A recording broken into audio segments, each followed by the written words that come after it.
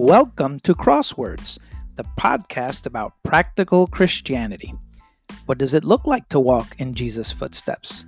How do I live in a culture hostile to godliness? These are questions that we'll answer on each podcast as we get our heart and mind on Jesus. All scriptures quoted are from the New International Version. You can follow me on Twitter at kingdom_saint. Walk with the Lord today and be a blessing.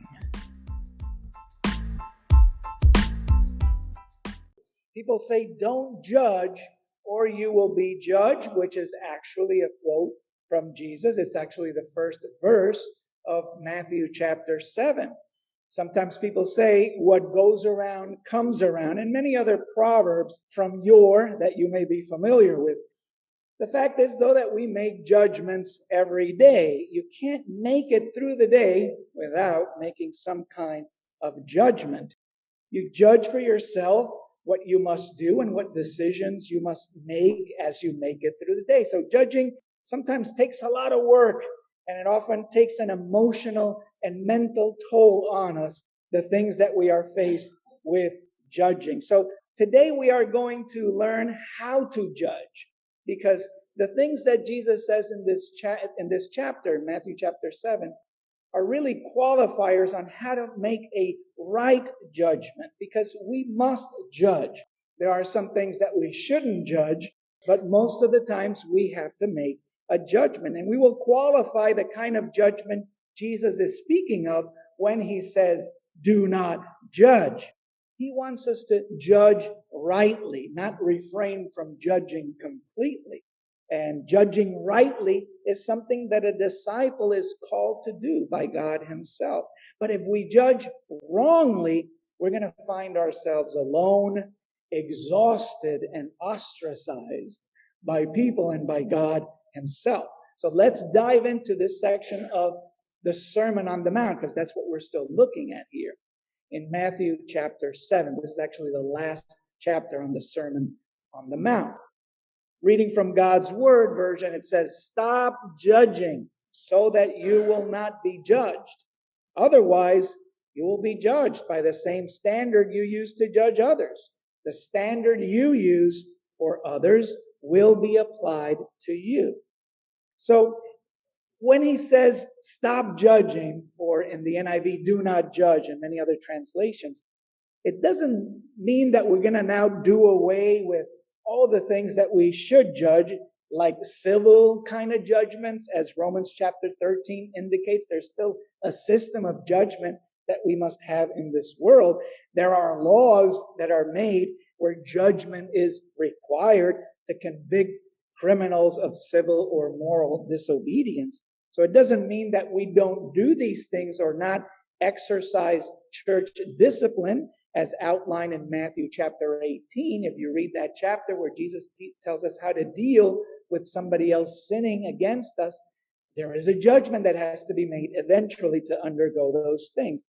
And it doesn't mean individuals shouldn't or can't make judgments. We must make judgments, as we will see in a bit as we read through on the chapter.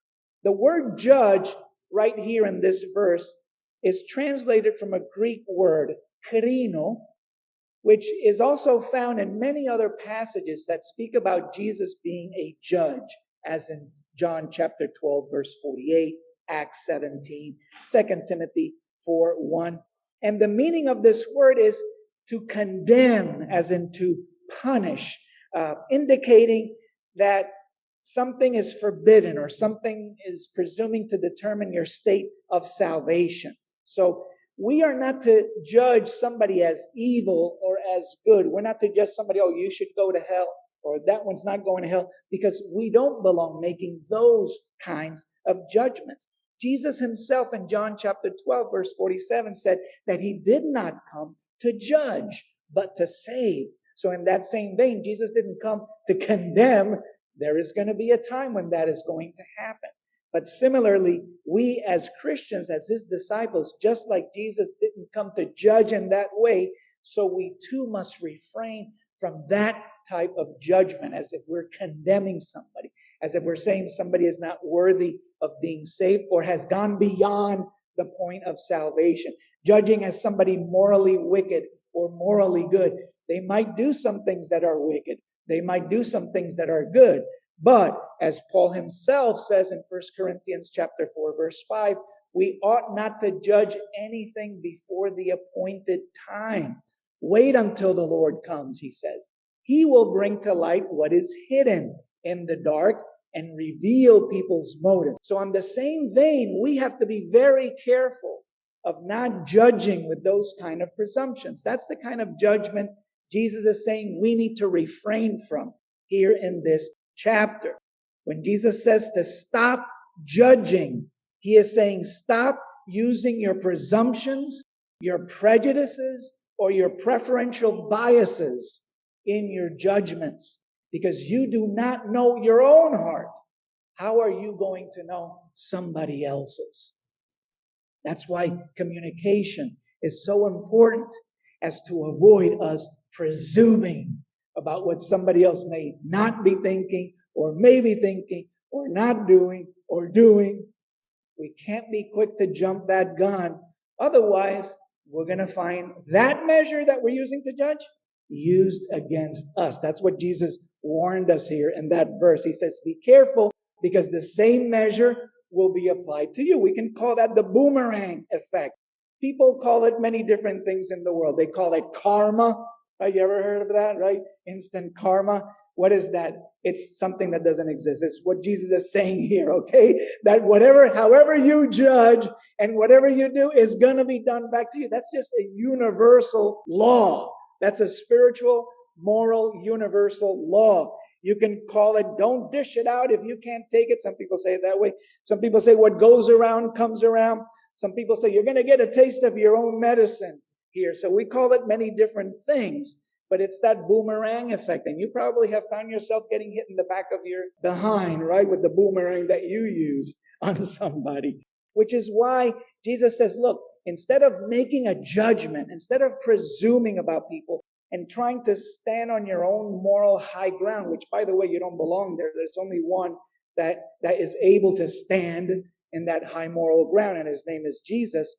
I like what Luke adds to this section of the Sermon on the Mount. Instead, he says, give. Don't give a judgment. Give love. All right? Give. Be generous. Don't be stingy. When we judge, we're being emotionally stingy. We're kind of limiting ourselves. We're presuming things. Jesus says, no, you got to think about it a little differently.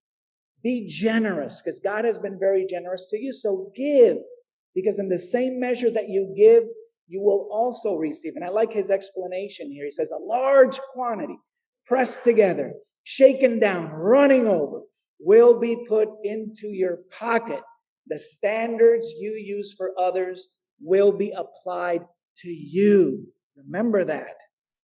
He kind of gets a little humorous now. Jesus does in his explanation of the next few verses. He's trying to explain how people look to each other when they presume to be better than someone else. And he explains it as, why should you remove a speck out of someone's eye when you've got a beam in your own? And so when we look at what Jesus is saying here, is he's saying that the people that tend to be the harshest critics, he says, those are the people that got the biggest beams in their eyes. Those that are trying to remove a little speck are the ones that are the most at fault, with the beam coming right out of their eye. And so we have to be very careful, because if you tend to be that person who's the first to be a moral critic, okay, this is the kind of judgment we're talking about here. Or maybe you're nitpicking, right? That's what we say, nitpicking. What does that mean? A nit is a little animal that gets into your hair like lice, okay? And you've seen monkeys nitpicking on each other, right? Like kind of grooming each other, right? And sometimes we do that. You know, we nitpick, we nag about certain things just because we might not like it, or just because we have a bias about it, you know, or just because sometimes we think we're better. And what's happening in that dynamic, Jesus is saying is, look, you who are getting that process started, you've got a log in your own eye. You got a beam. You just can't see it. That's what he's saying here. He says, so why do you see the piece of sawdust in another believer's eye and not notice the wooden beam in your own eye? How can you say to another believer, let me take the piece of sawdust out of your eye when you have a beam in your own eye? Of course, flaws are much easily observed outside of us, right? We can much easier see them in someone else. And why do we see them? That's the trick, right? We see them. Why? Because we struggle with them most of the time. That's what Jesus is saying. You've got that beam, and you want to take the speck of sawdust. We clearly see what is wrong with others, but we don't see it in ourselves. We need to become aware of that. Experiences tend to color our judgments about people, about places, about things. You know, we might have a negative experience with somebody or in some place, and sometimes we try to take that experience and apply it unfairly on someone else just because we had a bad experience with somebody else. That's what we call bias. And that colors our experience, that affects our experience. Maybe we read a story and said, oh, this person had a bad experience at that store. And then when we go to that store, we're ready to fight, you know, and we might look and see things where there's nothing there sometimes. That's called a presumption. Think about Nathan's approach with David. Remember what David did? David committed some serious sins in his day with Bathsheba and against her husband. Nathan, how did he approach David when he was going to try to remove the speck? David had a beam. And Nathan knew David's character. And he was a little guarded, coming and facing the king and telling the king, look, you know, you're sinning, guy, you know, stop it. You got to repent. But I like how Nathan did it. Nathan confronted him about his sin with Bathsheba and Uriah in a very gentle and a very good way. Nathan used a parable to illustrate to David what he had done because David was not able to see clearly. And that's what happens when you have a beam coming out of your eyes. That beam, why does Jesus describe it as being in your eye? It kind of obstructs your vision. You can't see clearly. The person that you're judging them for a speck, whereas you can't see clearly. You got a beam coming out of your eye. So David wasn't able to see clearly. So Nathan uses a parable to illustrate to David what he had done. And you know how it resulted. David clearly saw what was wrong with the man in that parable. And he says, that man must die. He was very quick to pronounce that judgment. And Nathan then turned it around on him and says, well, you know, you are that man. That's you. And then all of a sudden it hit him like a ton of bricks. It was very clear to him what were those sins that he had committed. He was the object. He became the object of his own judgment. And that's what happens at times. Flaws are very obvious in anyone except in ourselves. And that's why we really need that constant counseling. We need that mentorship. We need to be able to receive plain correction about our flaws because we're going to have to make a judgment. Jesus wants us to make a judgment. Look what it says here. He says, you hypocrite. You want to make a judgment? First, remove the beam from your own eye.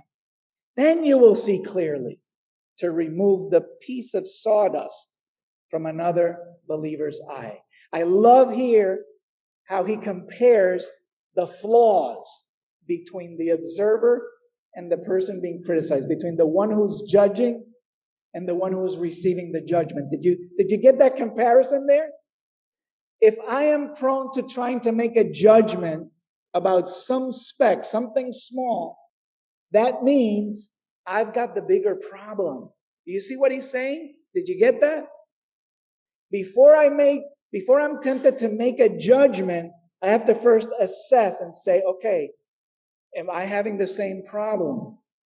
Do I have a beam I have to remove first? Am I willing to listen that same criticism about me? Am I going to humbly accept what somebody has to say about me concerning this thing that I want to judge in somebody else? And if I can say yes, and if I can say okay, or if I've done it already, then my approach to removing the piece of sawdust is going to be just like the one Nathan used with David. It's going to be done with tact. It's going to be done in a kind way, in a gentle way, in a way to help the other person see their speck. Not in a judgmental, criticizing, antagonizing, patronizing way that sometimes it can be done when we have that beam in our own eye. That's why he says, you hypocrite. Jesus is very clear here. If you're prone to making a judgment, be careful. This is where you might stand. It's like body smells, right? Body odor. We don't notice it, do we? If it's our own body odor, we're good. And all of a sudden somebody gets close to us and they're like hit by an invisible wall. And we're like, what? What's going on? Because the other person can smell it. They can smell you. You can't smell yourself. You've been around yourself all day long. Well, our faults and our flaws are similar. We might be so used to doing it that we don't even see what we're doing. Oftentimes we do it and we justify it. We have some excuse as to why we're going to do it anyway, even though we might think it's not cool or it's not okay, but you know what? We're going to do it anyway. And another person sees that and says, whoa, what's going on there? Oftentimes my log, to me, what does it look like? It looks like a speck. That's when my log, the beam that's coming out of my eye, looks like to me. So the comparison that I may be making as to your sin and my sin, that's not what Jesus is saying here is bad. He's saying you have to remove that log in order to love you better, in order to love each other better, because we have to love each other and we have to make a judgment. We are our brother's keeper. So that's not what he's putting down. He's saying, don't be a hypocrite in doing that. Learn to be humble. We must acknowledge our sin to do that, and we must take the log out. And we do that by godly sorrow. 2 Corinthians 7, 10 through 11 speaks about that godly sorrow. I'm not sorry because you caught me, or I'm not sorry because you might think it's wrong, but I'm like, okay, whatever. That's not godly sorrow. Godly sorrow is having a conviction that, man, I'm not pleasing God when I do this. I don't care about you. I'm not pleasing God. Which is what David showed. When David repented, guess what he said first? He says, I have sinned against the Lord. That's the first thing that came out of his mouth. It wasn't, I sinned against Bathsheba or I sinned against Uriah. He said, I sinned against the Lord. And that is the right way to think about it. Because when you do that, then the beams come off. And now I'm in a position to exercise this judgment that Jesus wants me to exercise as his disciple. A judgment out of love. A judgment out of concern for one another. Here's a few passages that tell us how important it is to make the right judgment. Galatians says, brethren, if anyone's caught in a sin, in a trespass, you who are spiritual, meaning you who remove the beams from your eyes, you restore such a one in a spirit of gentleness. Each one looking to yourself so that you too won't be tempted. See, this process of sharpening one another, as the Proverbs say, iron sharpens iron. So one man sharpens another. We need that. That's that mentorship, that counseling, just like Nathan had with David. And just like you see repeated through all of Scripture in the Old and in the New Testament. We need that dynamic to foster our spiritual growth, to help us become aware of what we're doing. James says, brethren, if any of you strays from the truth and one turns him back, let him know that he who turns a sinner from the error of his way will save his soul from death and cover a multitude of sins. This is the love that we ought to exercise to take care of each other, that we don't turn ourselves against God, that we might not find ourselves walking in a path, because you're not going to notice it. And somebody else is going to have to come by and point it out to you. How will you react? Well, that's the test of faith, isn't it? James also talks about speak and act as those who are going to be judged by the law that gives freedom, because judgment without mercy will be shown to anyone who has not been merciful. Here it plays on the importance of mercy, on our tact, in our interaction. When we go and remove that speck, how are we going to do it? The how is very important. With tact, with gentleness, with kindness.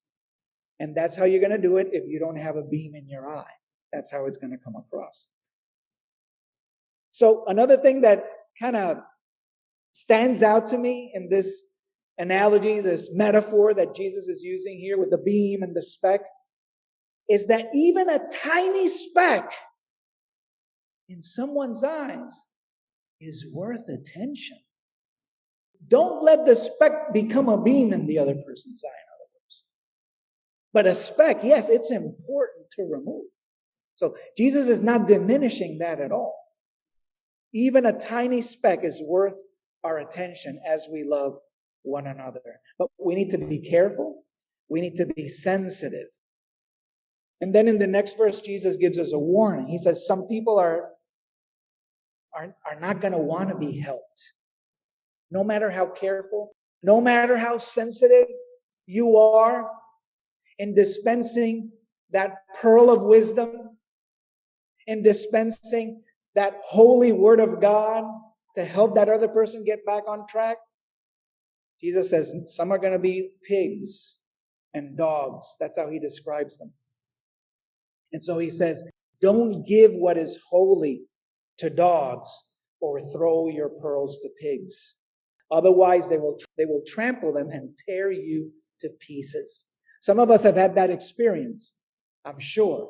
You have the holy word of God. You have your pearls of wisdom, the pearl of great price, as Jesus described the gospel in one of his parables. And we want to share it. But boom, it gets thrown back in our face. Somebody attacks us. Somebody's rage comes out because of the word of God. Some who are willing to have their specks removed. There are some that are willing to have their specks removed when you clear out your own log. But there are others who don't. There are others who want to remain the same way. There are others who they just don't care about glorifying God. And so for them, Jesus says, don't even give them what is holy. Refrain from giving them your pearls. And in doing so, doesn't that take a judgment? Jesus is asking me here to make a judgment as to who those dogs and those pigs are. We are to make good judgments regarding those we teach. What we have to say is holy. It is a pearl. They are the heavenly pearls of wisdom. And dogs and pigs will not only despise it, but try to tear you down for trying to share it. Those are the people that might get offended by what you have to say, even though it is the truth. Often just because it is the truth. So we have to be careful when to say it. Timing sometimes is everything, as these scriptures teach us here. Proverbs 29:11. You find a lot of wisdom in the Proverbs concerning how to address certain things. Even the timing. A fool expresses all his emotions, but a wise person controls them. So sometimes if you get offended by somebody's behavior, there's a right timing to address that. Fools just vent all their emotions at once. But a wise person is able to control their emotions and address something at the right time, in the right way. Proverbs 29:20. Have you met a person who is quick to answer? That's the person who have a snappy answer, right? They have a snappy answer. They're smart Alex. The proverb says there is more hope for a fool than for him. So that person is a sub-fool. They're under the fool. Those who like to give a quick answer, Proverbs 26, 4 and 5. This one is a conundrum, but it explains itself, I think, in light of what Jesus says here. It seems to contradict. It says, do not answer a fool with his own stupidity, or you will be like him. And then the antithesis, answer a fool with his own stupidity, or he will think he is wise. So this one takes wisdom. It's talking about there is a time, and there is a place, and there is a way to answer a fool according to his own stupidity. But it takes discernment to know when that is the case. And it takes you not having a beam in your own eye to do that. Often we get caught between a rock and a hard place in making these kinds of judgments, because we in general do make poor judges. I think I started out my last sermon saying just that we make terrible judges because our presumptions, because our vision is limited, our experience is limited. We don't know everything, which is why the Spirit says, wait until God reveals it. So sometimes it is difficult to make these kind of judgments, especially when it concerns people. Now, some of us might not want to make it. We don't want to step on somebody's toes. We don't know how to judge. We're terribly opinionated. We're terribly biased, and everybody has bias. Everyone has a prejudice, by the way, because everyone sees things differently. That doesn't mean truth is relative, by the way. Even the world recognizes that there is one truth. But Jesus teaches us to make the right judgment, but it's going to take a whole lot of asking, a whole lot of searching, and a whole lot of knocking.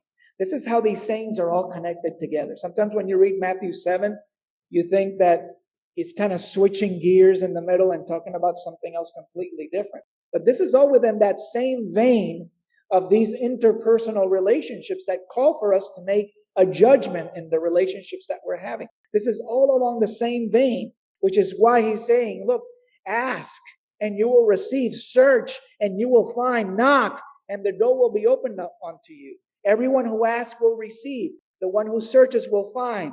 And the one who knocks, the door will be open. These are not passive things that we do. God doesn't want us to be passive about our relationships with each other. A passive person becomes like a doormat. Everything goes with them. Oh yeah, whatever you want, whatever you feel. Everything is okay. That's passive. God doesn't want us to be passive in our horizontal relationships. But that requires an action in our vertical relationship with God. We need to go beyond our comfort zone to get that wisdom, to make the right judgments for our lives and for our relationships, starting in our own households, as heads of households.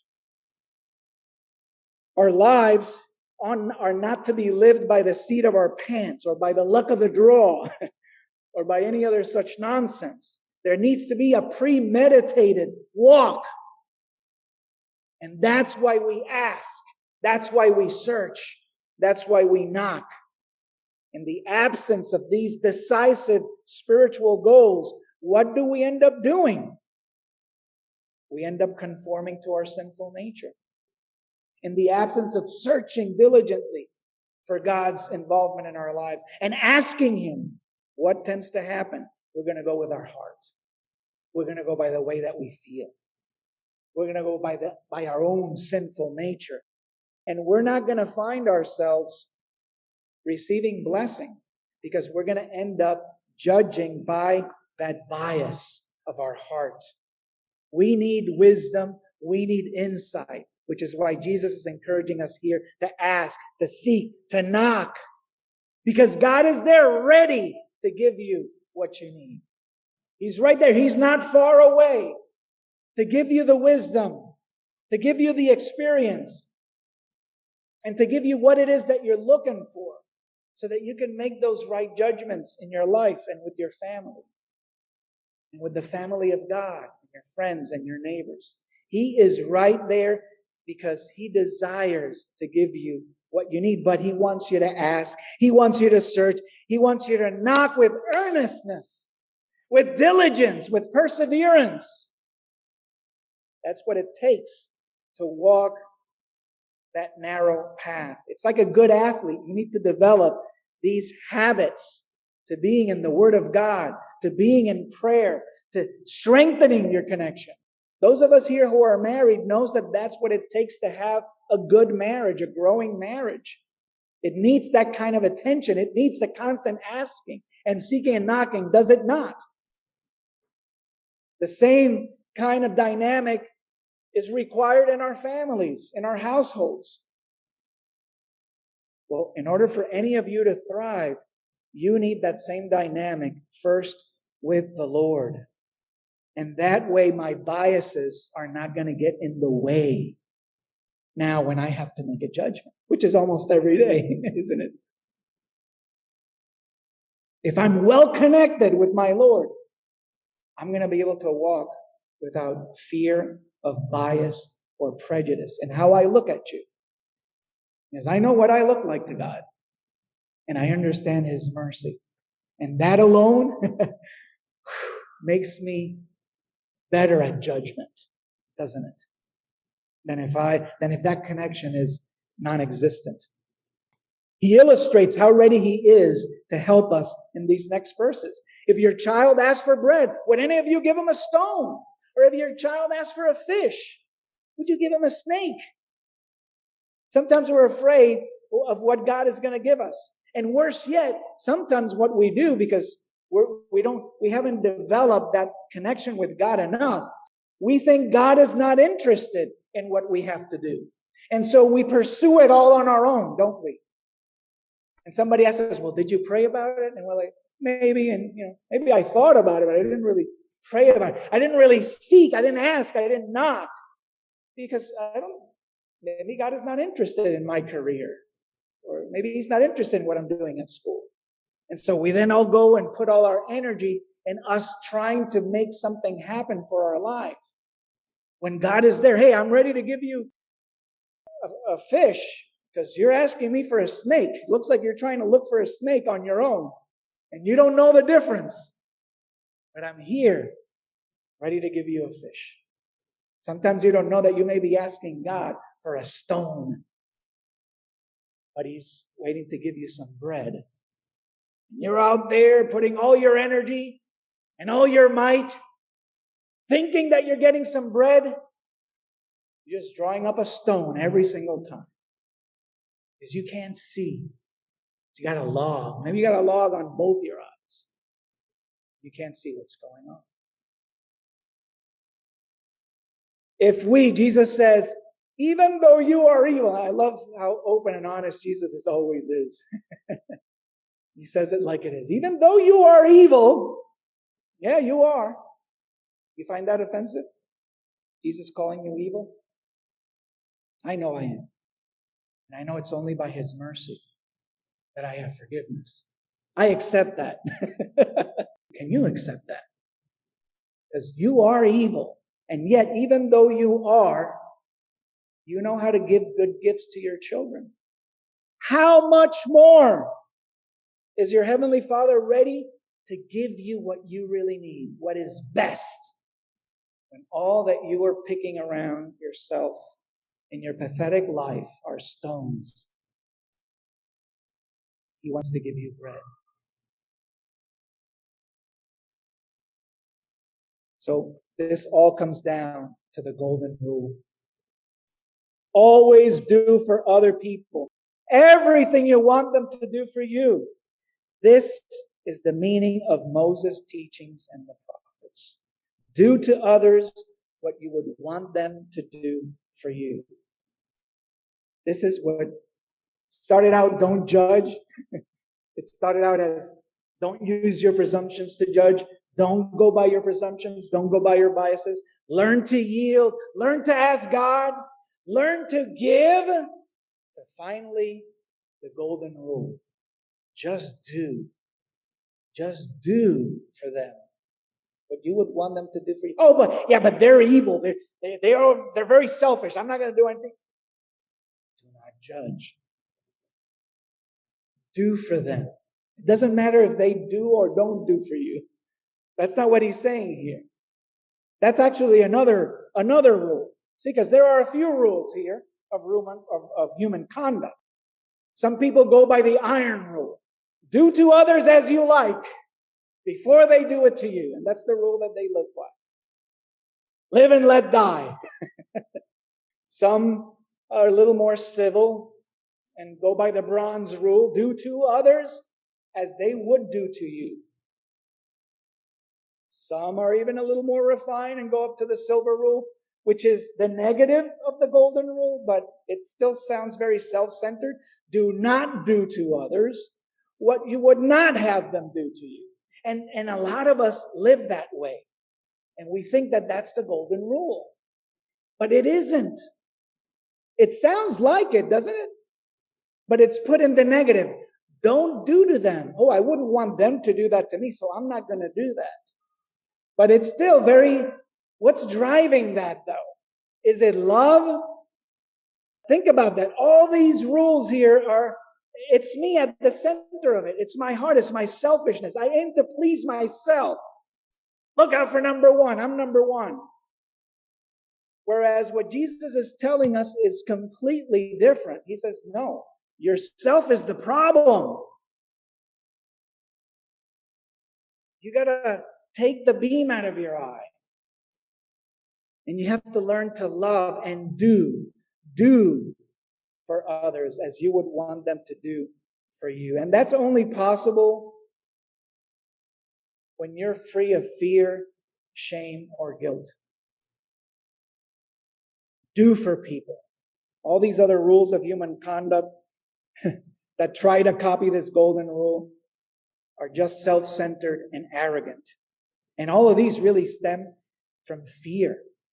The fear that someone's going to do something to me, or the fear that somebody's going to get ahead of me, or that I'm going to be left behind, or that I'm not important enough. And all these other fears that we go by, whether it's at our workplace, at school, or even in the family. And fear causes us to do all kinds of weird things. And Jesus says, no, that's not how I operate. Love has to be the center of it all. And isn't that what Jesus did for us on the cross? He did for us. He did for us. And were we worth it? Did Jesus do this for us because we would do it for him? Was that the motivation? Because behind agape love, I don't think about what is going to be returned to me. There is no boomerang effect to look out for in love. That's not the motivation here. Jesus practiced this golden rule when he went to the cross on our behalf. He did for us what we couldn't do for ourselves. He did what he believed we would have done for him if we were in his place. Even though he knew we would never even have done that if we could. Because we're too self-centered, because we are wicked. He did it anyway. Because love triumphs over judgment. Mercy triumphs over judgment. He took our sins, relieved us of that condemnation hanging over our heads, and truly made us guilt-free in Christ. Even though I still sin, even though I'm not perfect, even though I'm going to fumble my way as I walk the narrow path, I'm going to fumble my way as I walk in the light, and you're going to have to come and correct me on many occasions. I know that. And I'm programming myself daily to be able to receive any kind of correction and encouragement, because I'm going to assume that you're going to do it out of love.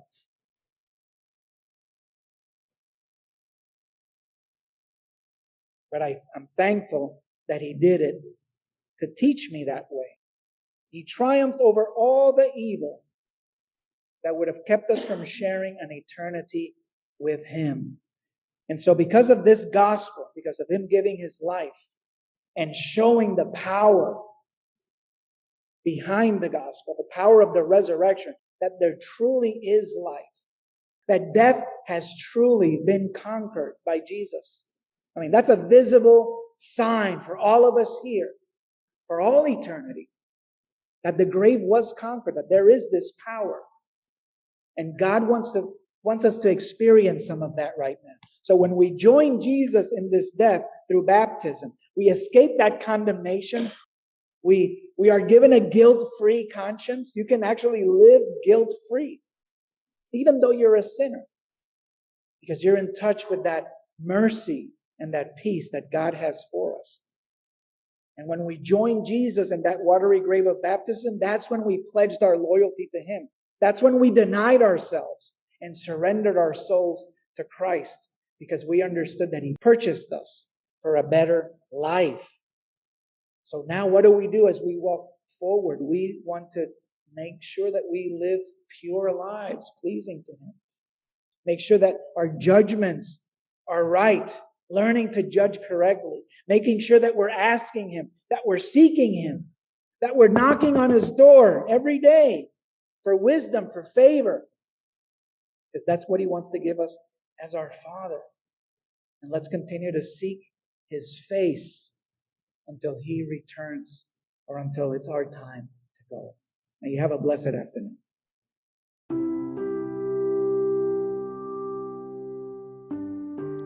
Thank you very much for listening.